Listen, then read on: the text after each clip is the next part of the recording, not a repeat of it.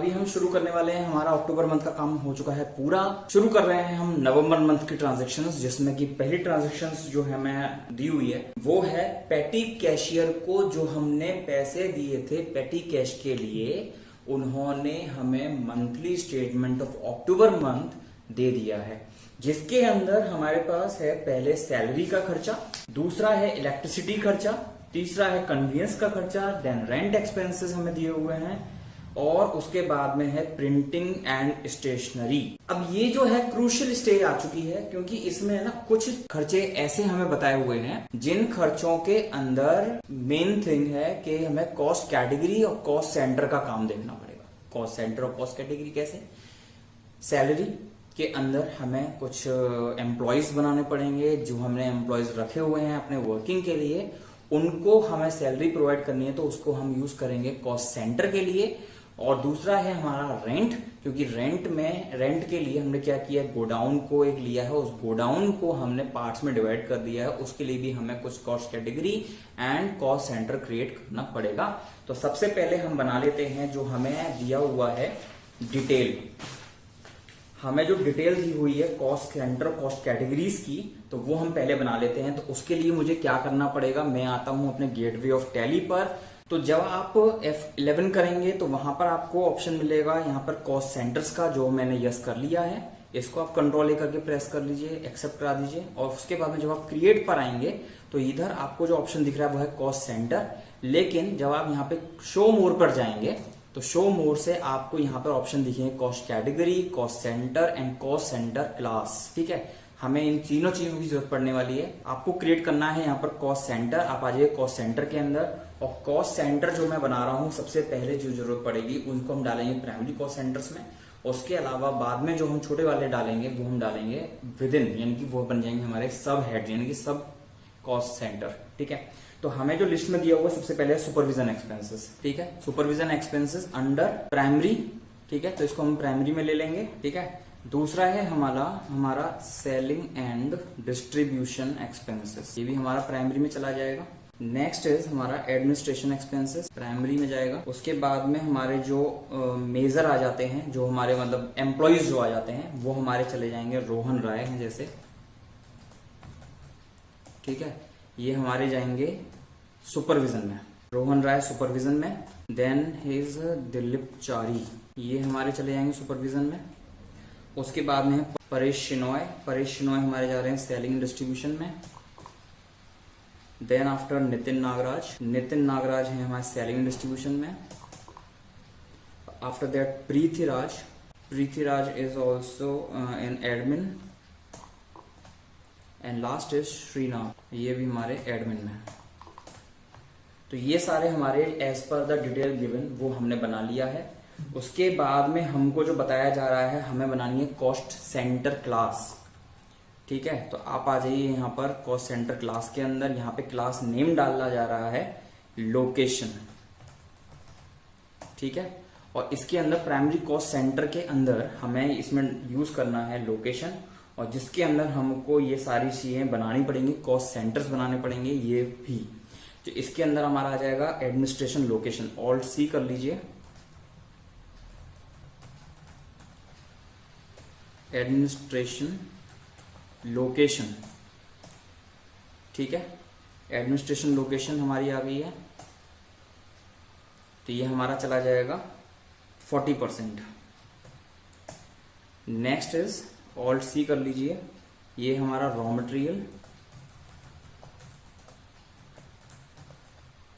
Material location, ये आ जाएगी हमारी 20% पर। Next is assembling location, it is also 20%. And last one is finished goods location.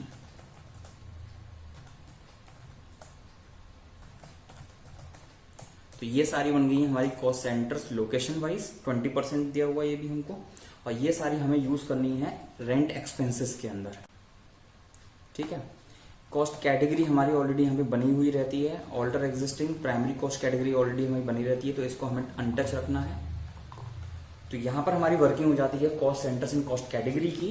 और अब हम इनके यूज को लेते हुए हमारी करते हैं पहली ट्रांजैक्शन, जिसमें हमें दिया हुआ है पेटी कैश का एक्सपेंसेस एडजस्टमेंट जो हमें करना है। ठीक है, तो अब हम आ गए हैं अपने वाउचर्स की एंट्री में, जिसमें हमें पेमेंट वाली एंट्री करनी है।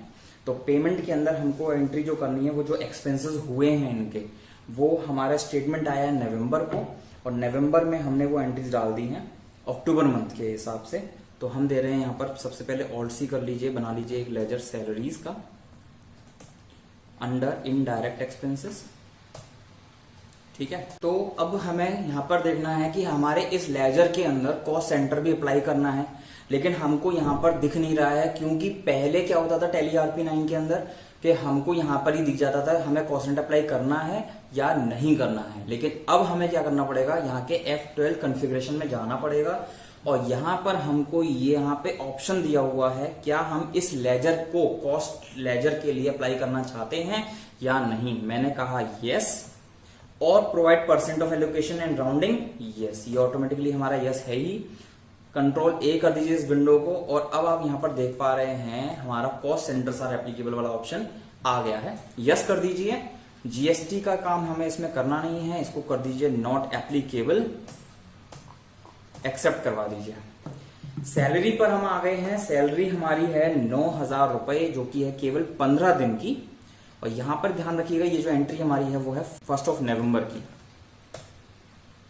9,000। और यहाँ पे जो कॉस्ट सेंटर का नाम है वो हमारा कौन कौन सा आ जाएगा ये देखते हैं। रोहन राय, सबसे पहले आप आ जाइए रोहन राय पर, इनकी सैलरी है 1750। दूसरी एंट्री है दिलीप चारी, इनकी है 1750। नेक्स्ट इज परेश शिनॉय, परेश शिनॉय इनको हम दे रहे हैं 1500 rupees. Next is Nitin Nagaraj, इनको हम दे रहे हैं 2000 रुपए। Next is Prithviraj 1500 rupees. और लास्ट में है हमारे श्रीनाथ, इनको हमारा आ गया है 500 रुपीज एज गिवन। तो यहां पर हमने पे कर दिया है सैलरीज।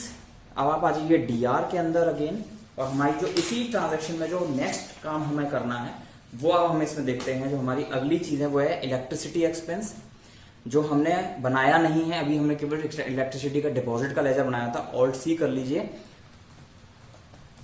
और यहाँ पे इलेक्ट्रिसिटी चार्जेस नाम से लेजर बना लिया, या फिर इलेक्ट्रिसिटी एक्सपेंसेस भी आप बना सकते हो।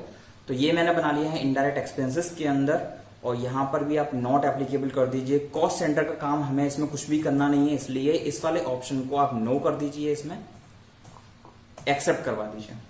इलेक्ट्रिसिटी चार्जेस जो हमें दिए हुए हैं वो हैं 400 रुपीज के, और नरेशन में आप डाल दीजिए बीइंग एक्सपेंसेस बुक्ड या for expenses booked for the month of October against पेटी एक्सपेंसेस या पेटी कैश। ठीक है, तो यहां पर अगेन मैंने एक और एक्सपेंस बुक करने के लिए DR कर लिया है, जो कि हमारा कन्वीनियंस एक्सपेंसेस है। कन्वीनियंस एक्सपेंसेस के अंदर भी आप अपना कॉस्ट सेंटर को अप्लाई कर सकते हो, बशर्ते कि आपको पता हो कि किस किस एम्प्लॉय को आप कन्वीनियंस दे रहे हो और क्या उसका शेयर होगा। तो आप इसको यहाँ पर अप्लाई कर सकते हैं। कॉस्ट सेंटर एप्लीकेबल नो रहेगा, नॉट एप्लीकेबल GST कर दीजिए, और इसको करवा देते हैं एक्सेप्ट। हमें जो कन्वीनियंस एक्सपेंस दिए हुए हैं वो है 800 रुपीज का। नेक्स्ट इज DR कर दीजिए, और अब आता है हमारा रेंट। ठीक है, रेंट का भी एक्सपेंस का लेजर नहीं बनाया हमने, रेंट एक्सपेंस बना लेते हैं, और इसके अंदर आप कर लीजिए इसको yes, not applicable for the GST configuration. और रेंट हम जो दे रहे हैं वो है लोकेशन क्लास के लिए। अब ध्यान रखिएगा, क्योंकि हमको रेंट के लिए लोकेशन वाला क्लास जो हमने बनाया था वो यूज करना है, इसलिए रेंट की एंट्री सेपरेट आप कर दें। तो यहां से मैं इसको रिमूव कर दूंगा, उसकी जगह पे मैं लिख देता हूं printing and stationery, alt C कर लीजिए। Printing and stationery indirect expense cost centre apply no to GST and accept. और यह जो लेजर आएगा आपका अमाउंट है 2400 रुपीज का। और ये सारे खर्चे हमने कहां से किए हैं, जो हमने पेटी कैशियर को पेटी कैश इंप्रेस पहुंचाया था ना 30,000 रुपए का, उसमें से आपको ये 12,600 के एक्सपेंसेस फ्री कर देने हैं। ठीक है, एक्सपेंसेस डाल दीजिए, नरेशन डाल दीजिए। नरेशन आप डाल सकते हैं for all the expenses booked against October month against पेटी कैश। ये आपने कर दिया है। और जो रेंट की एंट्री रह गई थी वो रेंट की एंट्री अब हम कर देते हैं। अब देखिए 15,000 तो मैंने रेंट का डाल दिया। अब पेमेंट जो हम रेंट का अलग से कर रहे हैं, इसका मतलब है मुझको कॉस्ट सेंटर क्लास की यूज करना पड़ेगा इसमें, जो कि मैंने अभी तक इसमें यस नहीं किया है। तो आप आ जाइए, इसमें भी फीचर थोड़ा सा डिफरेंट हो गया है। F12 में आ जाइए और इधर आपको दिखेगा ये वाला ऑप्शन, सेलेक्ट कॉस्ट सेंटर और क्लास। मैंने इसको कर दिया है yes. Show list of cost centre, list दिखाने चाहते हो बाउचर में या नहीं दिखाना चाहते हो, वो आप यहाँ पे यस या नो अपने हिसाब से कर सकते हो। इधर आ गई आपकी कॉस्ट सेंटर और जो मैंने बनाया है यहाँ पे location, rent expense, rent amount है 15,000 रुपए और इधर मैंने इसको कर दिया है पेटी कैश से। ठीक है, ओके। ये एंट्री तो मैंने कर दी है। एक बार हम इसमें पेज अप करके देख लेते हैं। और ये देखिए जो लिस्ट है वो आप उस वक्त आपने यस नहीं किया था, बट जब आप एंट्री को एक्सेप्ट करा देंगे, वापस से उस एंट्री पर आएंगे तो आपको वो चीजें बाइफरकेट हो रखी दिखेंगी। ठीक है, तो ये आपका तरीका थोड़ा सा ERP से चेंज हो चुका है, कॉस्ट सेंटर कैटेगरी का और कॉस्ट सेंटर क्लास का। तो इस चीज को आपको ध्यान रखना है कि किस तरीके से हमें इन चीजों को मैनेज करना है, किस तरीके से हमें इन चीजों को अप्लाई करना है। तो यहाँ पे हमारा वर्क हो जाता है, रेंट वगैरह हमने पे कर दिया, पेटी कैश स्टेटमेंट का सारा काम हो गया है, cost centre, cost category, cost class हमने बना लिया। अब हमारी जो अगली एंट्री आती है, issued a bearer cheque for 40,000 to petty cash. अब पेटी कैशियर ने हमको स्टेटमेंट दे दिया है, तो हमारा काम है कि अब उसके पास अगले महीने के लिए पेटी कैश पहुंचाना चाहिए। तो हम प्रोवाइड कर देते हैं उनको पेटी कैश का एक चेक। F4 प्रेस कर लीजिए और हम आ जाते हैं वाउचर के अंदर। वहां पर हम प्रोवाइड कर देंगे उनको एक चेक जो कि HDFC बैंक का होगा। अमाउंट विल बी 40,000 रुपए। ठीक है, और यहां पर ये जाएगा पेटी कैश के इम्प्रेस्ड में। और यहां पर आप इसको कर दीजिए, नरेशन डालना चाहे नरेशन डाल दीजिए, एक्सेप्ट करवा दीजिए। अब आते हैं to assemble 1 unit of computer. देखिए अब आइटम हमारे पास रॉ मटेरियल आ चुका था, हमने उसको असेंबलिंग गोडाउन में भी पहुंचा दिया। हमारे पास जो एक्सपेंसेस थे वो भी हमने बुक कर दिए हैं। अब असेंबलिंग गोडाउन में जो हमने रॉ मटेरियल पहुंचाया है उसका कुछ तो यूज हमें करना होगा। तो अब हमारा जो नेक्स्ट वर्क आता है वो है कुछ कंप्यूटर्स को असेंबल करके रेडी रखने का, क्योंकि बिजनेस शुरू हो चुका है, कस्टमर हमारे पास कभी भी पहुंच सकता है। तो उसके लिए हमको जो क्वेश्चन में आगे के स्टडी में बता रखा है कि एक कंप्यूटर i5 अगर मैं बनाता हूं तो उसमें कौन सा रॉ मटेरियल कितना कितना क्वांटिटी में लगेगा। तो पहले अब हम क्या कर देते हैं, एक क्रिएट कर लेते हैं स्टॉक आइटम। और यहां पर मैंने जो स्टॉक आइटम बनाना है वो है हमारा कंप्यूटर i5 कॉन्फ़िगरेशन। ठीक है, तो मैं यहां पे बना लेता हूं कंप्यूटर i5। ठीक है, कंप्यूटर i5 अंडर किस में जाएगा, क्या ये रॉ मटेरियल है? हमें ऐसा कुछ भी बता नहीं रखा है कि जो कंप्यूटर i5 है उसकी हमें कोई कैटेगरी या कोई ग्रुप हमें क्रिएट करना है। तो मैं उसको अभी अनटच रख रहा हूं, कैटेगरी भी उसकी कोई नहीं रख रहा हूं। बस आप इसमें नंबर्स यूज कर लीजिए और साथ ही साथ ध्यान रखिएगा इसके अंदर अभी हमें जो नहीं दिख रहा है वो है बैच वाइज डिटेल्स, जो ERP में हमें यहीं पे दिख जाती थी। और दूसरी चीज जो हमें नहीं दिख रही है वो है BOM, बिल्स ऑफ मटेरियल। तो आप F12 में आ जाइए। तो मैं यहां पर आ गया हूं, set component list bills of material in stock items, yes कर लिया है मैंने वो। और यहां पर मैं आ जाता हूं, इसको करवा देते हैं हम एक्सेप्ट। BOM मैंने F12 में यस कर लिया है। यहाँ पे मेरे पास लिखा हुआ आ गया है set components BOM, but still जो चीज मेरे पास नहीं दिख रही है वो है बैच वाइज और एक्सपायरी डेट वाली डिटेल्स। तो मैं F11 प्रेस कर दूंगा और इधर हम आ गए हैं इनेबल बैचेस, यस। क्या इसमें कोई एक्सपायरी डेट डालने के लिए हमें बोला हुआ है? नहीं। तो इस वाले ऑप्शन को आप नो रख दीजिए, कंट्रोल A कर दीजिए और यहां पर आपको आइटम्स के अंदर दोनों चीजें दिख जाएंगी। Maintain batches, yes. Track date of manufacturing आप कर सकते हो, यस। अदरवाइज हमें क्वेश्चन की कोई रिक्वायरमेंट नहीं है कि हमें मैन्युफैक्चरिंग की डेट ट्रैक करनी है। आप आ जाइए BOM के अंदर और यहां पर आपको खुल के मिल जाएगा BOM का एक नाम, आप मेंशन कर दीजिए CI5। ठीक है, और एक यूनिट अगर मैं मैन्युफैक्चर करता हूं तो ये साइड में आपके पास खुल गई है कि कौन कौन से आइटम आपके i5 कंप्यूटर की जो कॉन्फ़िगरेशन है उसके अंदर लगेंगे। तो आप यहां पे बता दीजिए क्या क्या आइटम कहां से लगेगा। सारी चीजें एक एक लगेंगी, बस प्रोसेसर i5 लगेगा, i3 नहीं लगेगा। तो आप यहाँ पे हार्ड डिस्क में आ जाइए, असेंबलिंग गोडाउन के अंदर, और 1 क्वांटिटी आप लगाएंगे। Next is keyboard, assembling godown में आपका पड़ा हुआ है वो 1। Next is monitor, assembling godown से 1। Next is motherboard, assembling godown में 1। माउस आप ले लीजिए, असेंबलिंग गोडाउन से 1। एंड प्रोसेसर i5, i3 को छोड़ देना 1। एक्सेप्ट करवा देते हैं और यहाँ पे इसको कर देते हैं यस। जीएसटी अप्लाई होगा और टैक्सेबल होगा, 18% IGST पर रहेगा और गुड्स हैं इसलिए इसको मैंने करवा दिया है एक्सेप्ट। ठीक है, तो जिस वाउचर की अब हमें जरूरत है उस वाउचर को हमें देखना है क्या वो हमारी टैली प्राइम में बनाया हुआ दिया है, क्योंकि टैली ARP में तो मुझे वो क्रिएट करना पड़ता था। क्या वो टैली प्राइम में है? Let's see. हम आते हैं ऑल्टर के अंदर। ऑल्टर के अंदर हमारे पास दिया हुआ है वाउचर टाइप्स। वाउचर टाइप्स में हमें एक तो इसमें लिस्ट में दिख रहा है, दूसरा हमारा यहाँ से खुलता है शो इनएक्टिव। तो इनएक्टिव में भी हमारे पास कुछ वाउचर्स ऐसे हैं जो कि दिख नहीं रहे थे लेकिन अब दिखने लगे हैं।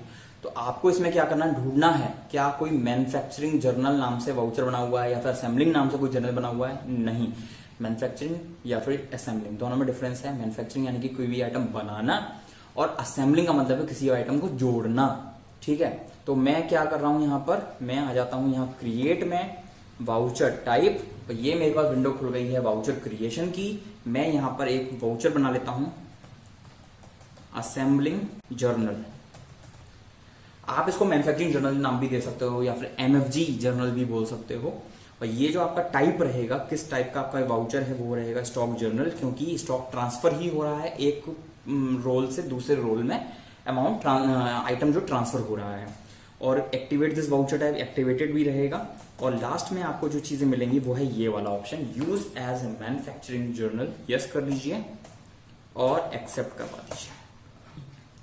यहां पर आपका एक और वाउचर क्रिएट हो चुका है। Let's see it in the alteration list. Voucher types में हम आ गए हैं। असेंबलिंग जर्नल नाम से मेरे को सबसे पहले ही नंबर दिख रहा है और वो है मेरा यूजफुल जर्नल, जिसमें कि मैं अपनी असेंबलिंग करूंगा।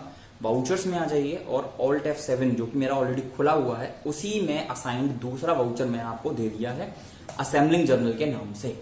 अब ये देख लीजिए ये स्टॉक जर्नल से किस तरीके से डिफरेंट है। स्टॉक जर्नल में आपको दो चीजें दिख रही होती हैं। पहला है आपका डेस्टिनेशन, पहला है आपका सोर्स, देन डेस्टिनेशन यानी कि कहां से कहां जा रहे हो। दूसरा उसी में आप वर्क कर सकते हो कंजप्शन एंड प्रोडक्शन, या फिर आप कह सकते हो कंजप्शन एक जगह कंज्यूम हो रहा है, दूसरी जगह वो आपका प्रोडक्शन हो रहा है।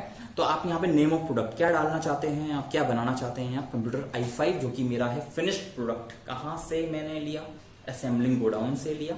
लोकेशन कहां पर बन रहा है, अब यहां पर मुझे दिया हुआ है फिनिश्ड गुड्स गोडाउन में जाना चाहिए। क्या मेरे पास वो गोडाउन बना हुआ है?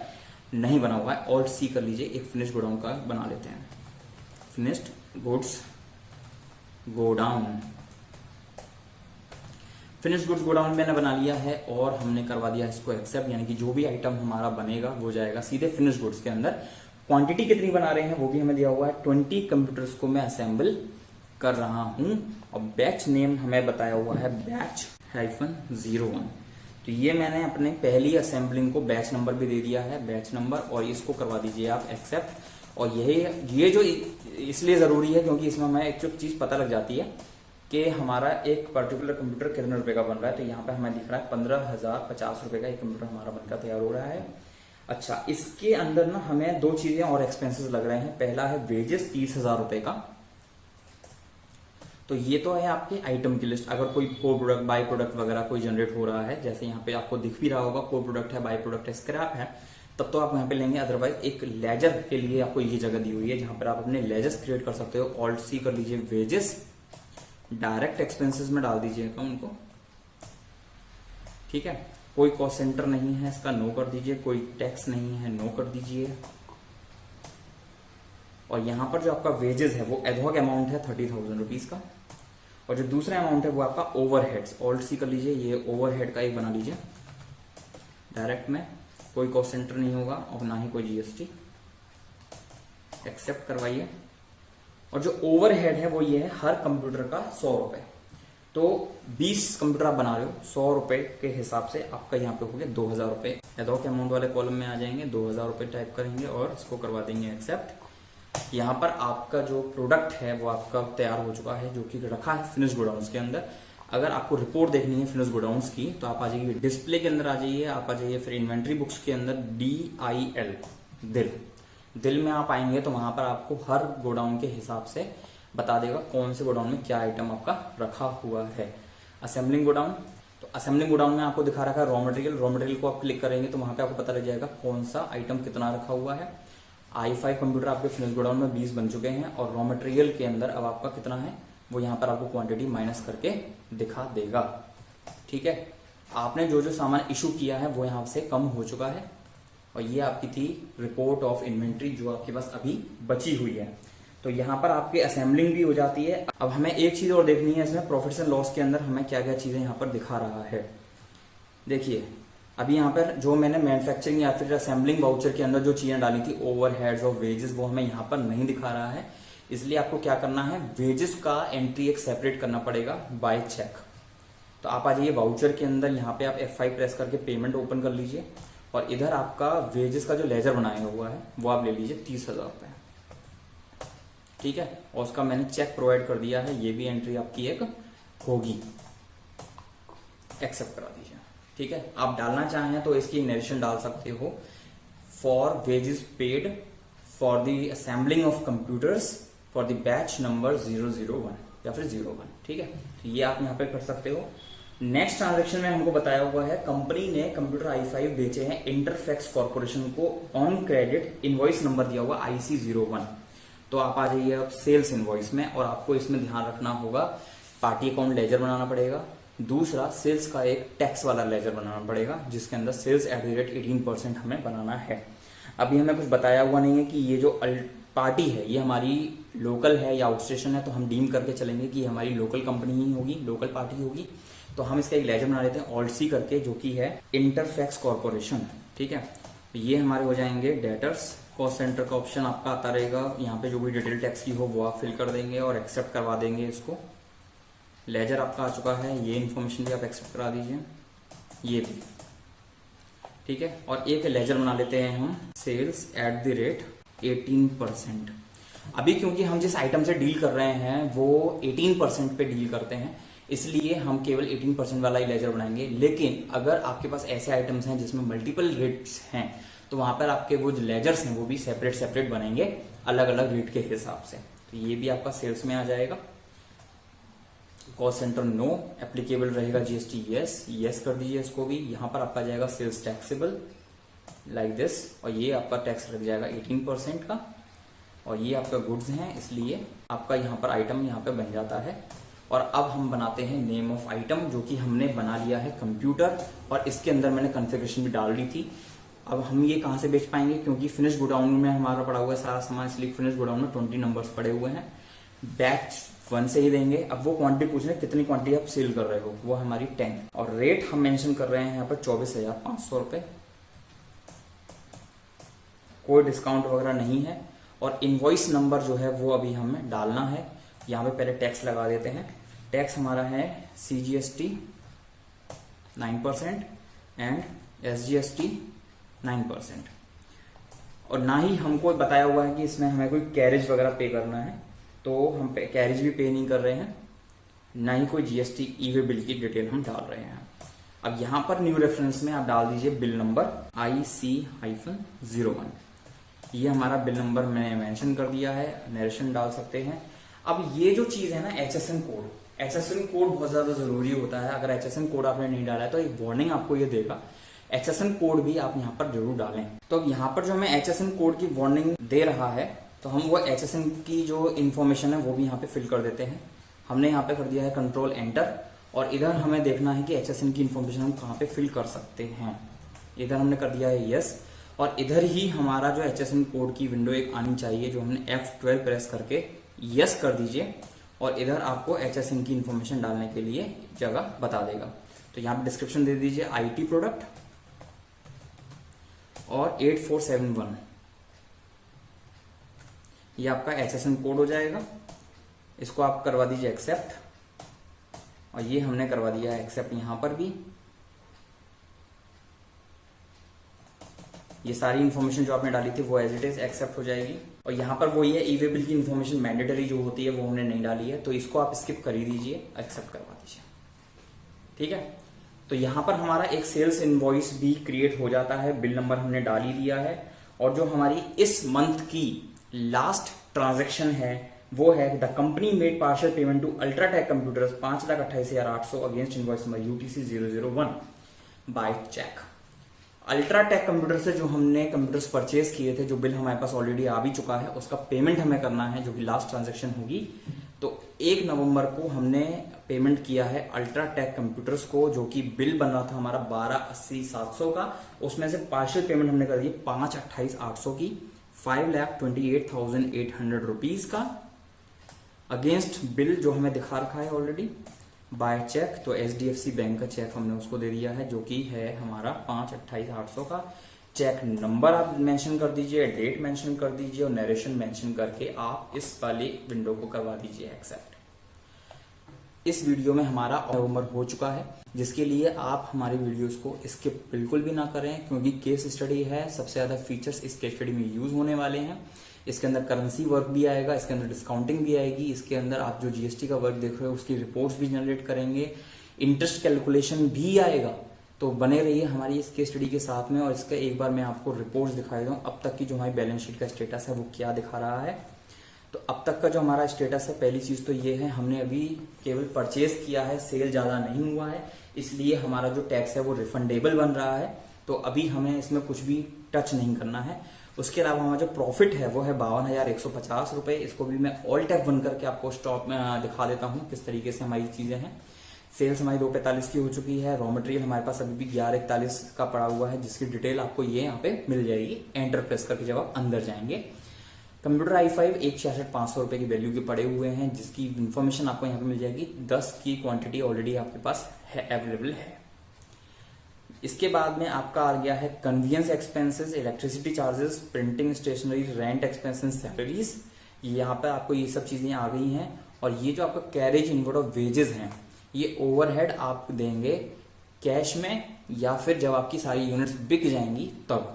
ये भी आप पे कर सकते हो। इसकी भी हम फर्दर केस स्टडी के अंदर ट्रीटमेंट देखेंगे कि किस तरीके से ओवरहेड में वैल्यू हमें लिखी जाएगी। ठीक है, तो यहां तक का जो स्टेटस है वो हमारा ये रहा। और DIL में जाकर आप देख सकते हैं आपके इन्वेंट्री कितनी बची हुई है। प्राइमरी में जाकर ऑल टैब 1 कर लीजिए, तो आपका जो फिनिश गुड्स में कंप्यूटर i5 जो आपको सेल करने के लिए पड़े हुए हैं वो आपको 10 हम यहाँ से भी दिखा सकते हैं, बैलेंस शीट से भी दिखा सकते हैं। और रॉ मटेरियल गोडाउन में जो आपका पड़ा हुआ है वो आपका ये है।